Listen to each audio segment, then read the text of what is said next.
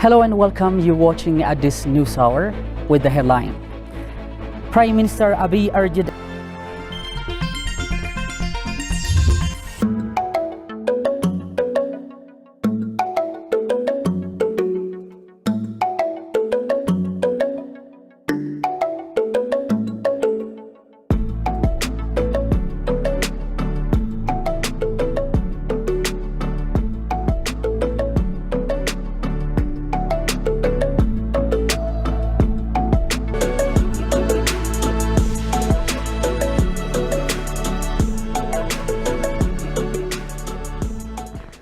Dear viewers, once again you're watching at this news hour with the news. I am Binyam Getane. Do stay tuned.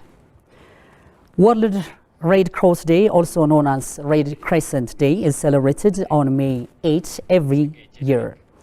This date marks the birth anniversary of Henry Dunant, who is the founder of the International Committee of the Red Cross. On this year's 17th celebration, themed Be Humankind, President Sahle-Work Zewde, Superintendent of the Red Cross Society, honored part and message noted that the day has a special meaning for Ethiopians. The President expressed that while celebrating this day, a lot is expected in addressing the man-made and natural disaster affected victims who are in need. Indicating that Ethiopia has faced complex and widened challenge, the President further noted that several lives have been claimed and multitudes have been suffered from mosquito infestation, conflict, drought and COVID-19 pandemic, which shows how big assignments are, she noted. Of the behalf of the Red Cross Society, the President herself, Sahle-Work, has honored and appreciated Ethiopians and partners and friends of Ethiopia for standing in solidarity with Ethiopia in time of trial.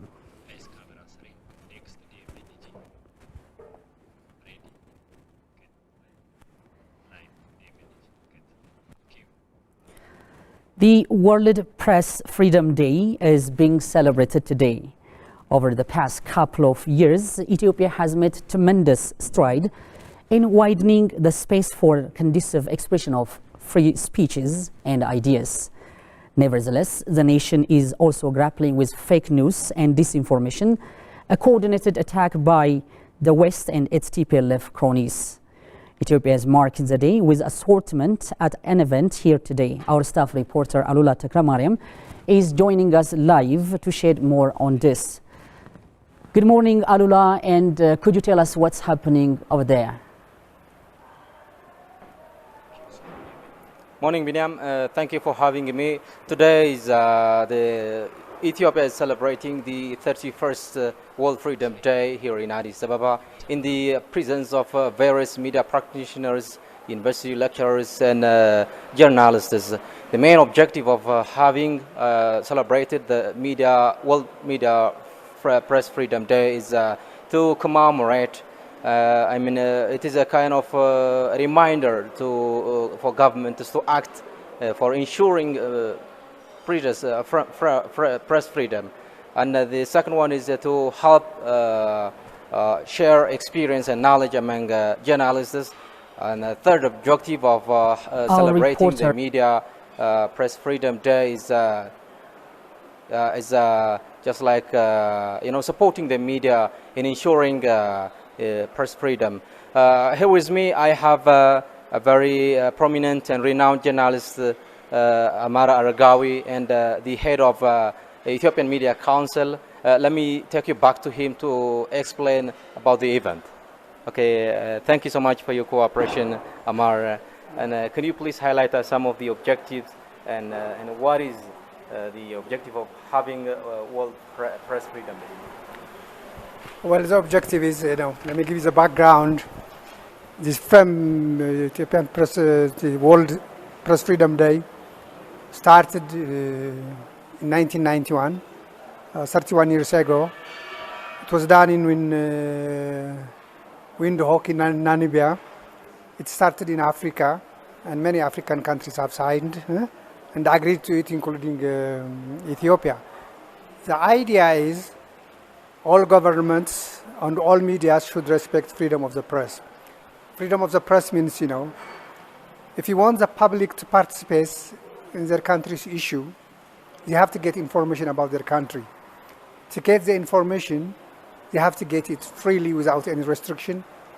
And to make sure that the media gives this service freely, it was decided this celebration of Press Freedom Day should be celebrated May 3, always. And now it's May 9 today, but the reason is because we had too many holidays last week. We had to postpone it today, and we have celebrating it with all media houses. It's organized by Ethiopian Media Council and the UNESCO. But the very idea is to have a press freedom so that the public will have freedom to get information about their country freely without any interruption. What should we expect from this meeting? From this meeting, nowadays, this press freedom discussion today is media in the digital world, in the digital issue. The digital issue has got two aspects, One aspect is it's very important because people without having big televisions, radios, and other things, they can communicate, get information even from a digital equipment like computers, phones, and everything. So the reachability is too large and very important. But the other thing also we have to be careful is when we talk about press freedom, we have to have also code of conduct. For example, in Ethiopia, if you see I'm not going to blame everybody in the digital media, but there are many digital medias that they don't respect code of conduct. There is a lot of hate speech on nationalities, hate speech on religion, hate speech on political stands and everything. And this hate speech is causing, at present, if you see, deaths and fragmentations and everything. So the very idea is the media should respect freedom of the press with code of conduct, without hate speech and all this, so that you can have correct information governed by fact-checking and proving. That's the idea. My last question goes to know that how do you reflect towards the current administration, towards the the press freedom? How is this leadership, the current government doing towards ensuring Press Freedom Day? We know we will, by law, in Ethiopia we have got a law that stands for freedom of the press. For example, in our constitution, Article 19 is word by word Article 19 of the United Nations. And we have a law also access to information. We have also a law for digital media and everything. But the implementation is very difficult. It's not easy to get information. Sometimes, without actual reasons and everything, you see, media houses being harassed, some journalists being imprisoned without going to court. If they made any mistake, they have got to court. But that's why also we have created the Ethiopian Media Council. Instead of taking journalists to court, to prison and everything, we have created a self-controlling body so that if anybody, whether the government or individuals or any citizen has got a problem, they can present their complaints to the Ethiopian Media Council, where we have an ombudsman body that are experts of judges and everything. It's not from the media, it's from the society itself gathered. So unless we respect this self-controlling issue, we shouldn't leave everything, to be judged by this and by that, So even the government itself is not getting advantage out of this, because some media houses, without fact-checking and everything, they are also discrediting the government. Some try to discredit it. So for the correct information is not being given not only to the public, it's not even also to the government. Therefore, there's a lot of confusion now. Therefore, freedom of the press is very important, with fact-checking, with code of conduct. Thank you so much for your cooperation.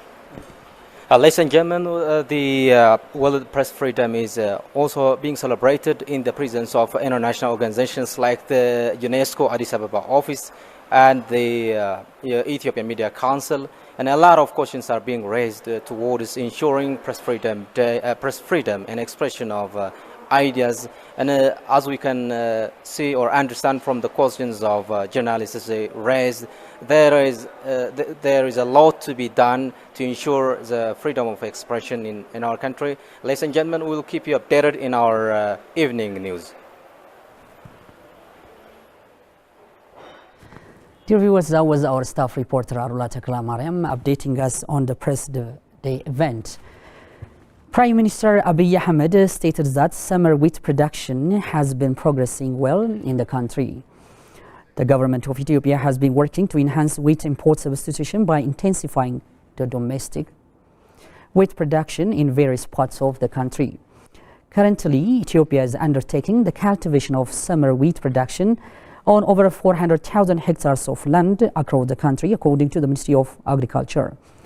The Premier pointed out the ongoing summer wheat production activity across the nation has been progressing well. Food security challenge can gradually be addressed through summer wheat production together with urban agriculture endeavor, he pointed out. The land used for summer wheat production increased from 118,000 hectares last year to over 400,000 hectares this year, and 60 million quintals of wheat is expected to be harvested from that. Meanwhile, Prime Minister Abiy Ahmed has presided over the launching event for the late Ethiopian produce movement. The movement, as part of the 10-year development plan for the industry sector, intends to address the challenge that producers at all levels confront during the manufacturing process. Prime Minister Abiy Ahmed urged industries to work tirelessly, stating that the industry requires years of hard work. Johannes Van Town tells us more. Let Ethiopia Produce is an initiative launched for 10 consecutive years with the aim of creating a platform for the manufacturing industry where it can strengthen its capacity and to portray its potential. The Prime Minister, who was present at the launch of the movement, said the ongoing efforts to transform the agricultural sector should be repeated in the industrial sector. ከሚቀጥለው ዓመት ጀምሮ ስንዴ ኤክስፖርት ለማድረግ እየሰራን እንገኛለን። We are working to export wheat from next year. We want to achieve this result in the industry as well. Of course we will. Industry is not as simple as other sectors. It is challenging in a reader's field. The industry is exhausting for many years, but it is lucrative in a few years. It will not succeed just because the government has a policy or says its supporters. Listing only the problems in the sector doesn't solve the problem. Investors in the industry need to work together to solve this problem. There are many problems in our country. We can ensure prosperity by working together and working hard. Noting that the industry is facing many challenges, the Prime Minister stressed the need for joint efforts to overcome these challenges. Industrials የሆናችሁ ሰዎች ብዙ አመት መድከም ብዙ አመት መልፋትና The industrial sector doesn't have short-term results. Government officials need to be well informed about the sector, so we have not been involved enough. We can achieve results if we work together in the spirit of recognizing that the sector is a challenge for both the investor and the government. መሆኑን ተገንዝበን በትብብር መንፈስ ብንሰራ ውጤት ልናመጣ እንችላለን። According to the Minister of Industry, Malaku Lalibela, the supply of inputs and other problems are major obstacles to the success of the sector. የግብአት አቅርቦት በጥራትና በአቅርቦት ትስስር በኩል ያለው ችግር Studies have shown that supply and quality constraints account for 50% of the problems in the manufacturing sector. There are reports of access to finance, foreign exchange supply, trained manpower management and skills, and workplace supply problems. በሁሉም መድረኮች በስፋት የተነሱ ናቸው። By alleviating these and other problems, the minister said it is planned to double the share of production by 2022. 2022 እንደርስበታለን ያለውን 17.2 የማኑፋክቸሪንግ ኢንዱስትሪ የሚኖረው የጂቲፒ ድርሻ ማሳካት እንችላለን። By 2022, we will achieve 17.2% of the industrial sector, which we expect to achieve in the industry. We will create jobs for 5 million citizens. We can increase industrial productivity from the current 50% to 85%. We can increase the current 30% market share of the manufacturing sector to 60%. ወደ 60% ማድረስ የሚቻልበት ሁኔታ ይኖራል። During the event, 81 micro, small, medium and large-scale industrial enterprises were recognized for their outstanding performance in the sector.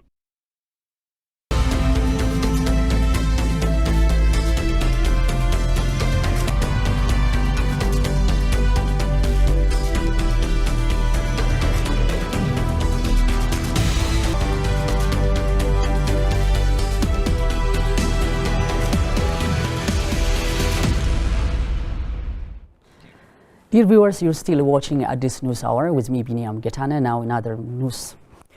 Diaspora urged to make an organized efforts in the nation building process. A panel discussion on the role of diaspora for nation building was held in Jijjiga town. Shagao Yamato has compiled the following account. A panel discussion aimed at creating awareness on the role of diaspora for nation building, which is a component of Eat to Eat Great Ethiopian Homecoming, was held in Jijjiga town. The discussion is staged by the Ethiopian Diaspora Service Somali Regional Industry and Investment Office and the Jijjiga University. The discussion is also designed to boost the crucial roles played by the diaspora in the previous years. Dr. Hussein Qasim, Chief of Cabinet of Somali Regional State, underscored that if the participation of the diaspora in the nation building process is led in an organized way, it will bring a fruitful result. The role of diaspora is crucial in one country. This will be practical when the diaspora is led in an organized way. The Ethiopian Diaspora Service Deputy Director, Dr. Mohammed Idris, stated that the role of the discussion is significant to make awareness on the level of nation-building process and to speed up the role of diaspora for the country, adding that the diaspora played a crucial role in various ways for the country in the past 2 and 3 years. The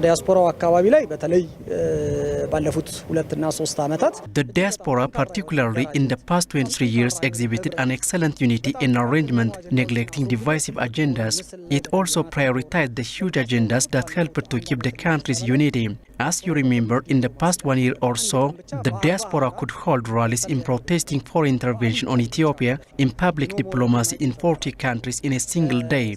The diaspora was also creating awareness on nation-building process for over 600 senators and congressmen in 6 months alone. President of Jijjiga University, Dr. Bashir Abdullahi, for his part, stated that in order to help participate the diaspora in the nation-building process, national consensus is so critical, adding that the university will conduct research that could promote nation-building. As a higher institution, we will conduct more studies on nation-building process than before. We will contribute various research findings, and a lot is expected from us in this regard. A discussion is held on different research findings by diaspora's intellectuals and senior government officials. That was Shagao Yamato for the report. A diplomatic team has been to the Lalibela World Heritage Site over the weekend to witness the No Mercy there in recent time for travelers from across the world. This is the first of its kind in visiting team to Lalibela after the outbreak of the COVID-19 pandemic and the aggressor of the TPLF militants to the region. The diplomat says it is time for government to revisit their travel ban to Ethiopia. Daniel Kassaun has attended and compiled the following story. Lots of appreciation and enthusiasm from the visiting diplomatic team who are on the spot to witness the normalcy of the situations in Lalibela, where the 11 monolithic rock-hewn churches existed for 900 years. Lalibela is not only the world heritage, but it's a living heritage. We see here churches unique in the world. For many of us travelling here, Lalibela has been on our dream travel list. Ethiopia is blessed to have so many of these sites. The visiting team is comprised from UNESCO, US Embassy, Australia, and from New Zealand Embassy, among others. And I would like to say that modern travelers today could also receive inspiration from these magnificent churches. And we'd like to see more of them come. Excellent hospitality. Embassies are reducing the security level and then security level down. I'm sure this is a good time for Ethiopia to become a tourist destination. 6 months ago, if someone had said, come to Lalibela, we would have said, no way. But this is such a promising moment, and we really hope and wish and pray that this is a portent for what is to come that you're going to see many more visitors to come. The Ethiopian officials are also looking for the return of influx of tourists to this magnificent site from across all over the world, as it was happening before the past 2 years. And we need to call also the international community and Ethiopian people at the same time to come and visit Lalibela Rokion churches. They need to rely trust on the place. Now it is safe. There is a flight which has been resumed since Christmas. And also the hotel partly are opened and waiting for guests. The tourist guides have been trained by our ministry, by the tourism minister, on ethics, on communication, and on psychology. So they are now fully ready to welcome tourists. The actual reality in the ground is that this is a peaceful place. Still, tourists can come and visit this holy place without any problem, and the society is cooperative actually. Today's occurrence itself is one witness that any tourist from any corner of the world can come and then visit Lalibela and then return back home or back to Addis without any problem. The Lalibela Rokion churches found here are built in the 13th century. The United Nations Education, Scientific and Cultural Organizations, UNESCO, registered them as one of the best heritage sites among the 12 ones registered for the first time by UNESCO in 1978. The diplomatic team visiting here recommends countries who banned their citizens to travel to Ethiopia need to reconsider their imposition because many situations are improved here. Reporting for ETV, Daniel Kasahon, Lalibela. Dear viewers, that was Daniel Kasahon for the report. Moving on, another story. Ethiopian and Eritrean diaspora will hold a rally on May 9, 2022 in Maryland with a view to opposing HR 600 bill, thereby avoiding sanctions being imposed on Ethiopian and Eritrean, so disclosed Ethiopian American Development Council. As learned from the council, as the bill is in the hands of one person in Maryland, Congressman Steny Hoyer, the rally is compulsory in deciding whether the person is going to vote for it or not. The Maryland Congressman has crucial impacts on making the bill dysfunctional or approved.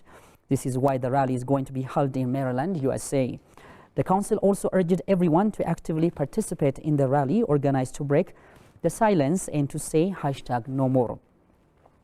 It is to be recalled that HR 600 bill was introduced by 3 American congressmen, Mr. Malowski, Mr. Mix, and Mr. Cowell, on February 4, 2022.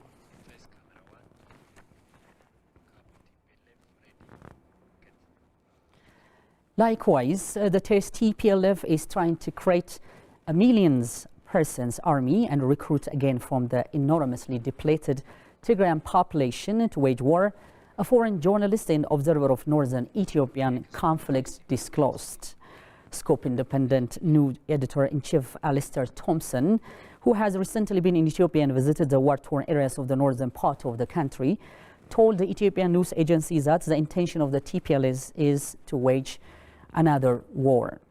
He also cited Williams Davison, a sympathizer for the TPLF, as announcing in crisis group news that 2 Antonov planes for armies that could have contained weapons from Sudan have flown into Shire airport in Tigray.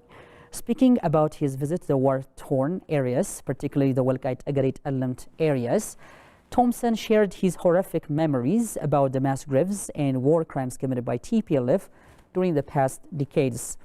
In this regard, he stressed the need for further investigation in Welkite Agadi and Alamt areas by visiting genocide researchers around the world.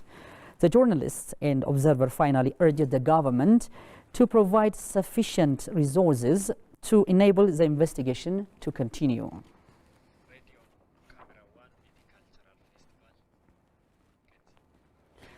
Another domain, Ethiopia needs to enrich and promote its enormous cultural values to ensure sustainable tourism development, it was indicated. An exhibition and cultural festival was held in Hararge Regional State on the occasion of Shawwal Eid. The 1443rd Shawwal Eid festival marked colorfully in a historic city of Harar. Goshu Meleso has more on this. Shawwal Eid is a unique religious festival held especially in and around Harar. It is also a vibrant festival in addition to Islamic holidays that are evidently celebrated. Celebrated on the 8th day of Shawwal month, that comes after Ramadan in Islamic calendar, Shawwal Eid among the Harar is celebrated on the sense of providing chances for women to compensate for their 6 days breakthrough the fasting season and celebrate their Eid with the entire community as the cultural feat. The 1443rd Shawwal Eid festival has been marked colorfully in various assortments in the historic city of Harar. An exhibition and cultural festival was held in Harare Regional State on the occasion of Shawwal Eid. Celebrants from neighboring regions of Harare presented cultural dancing upon the celebration of Shawwal Eid.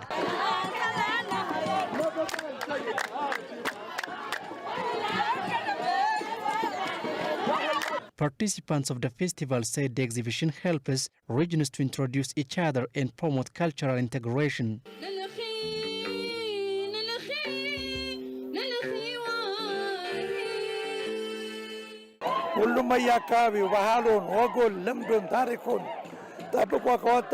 If everyone preserves his custom, culture and history, we can realize the Ethiopia we want and build a strong nation, because each custom and culture has its own contribution for tourist attraction. Particularly, the new generation should preserve cultural values and heritages. These cultural values can build tourism and investment.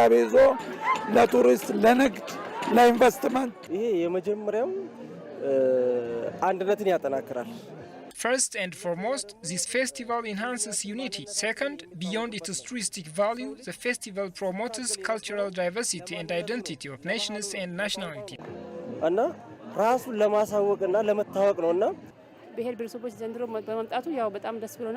This festival helped us to introduce each other. In the festival, there are participants from Oromia, Amhara, Somali, Dredwa, and among others. We're exchanging cultural views and experience from the participants. It's wonderful.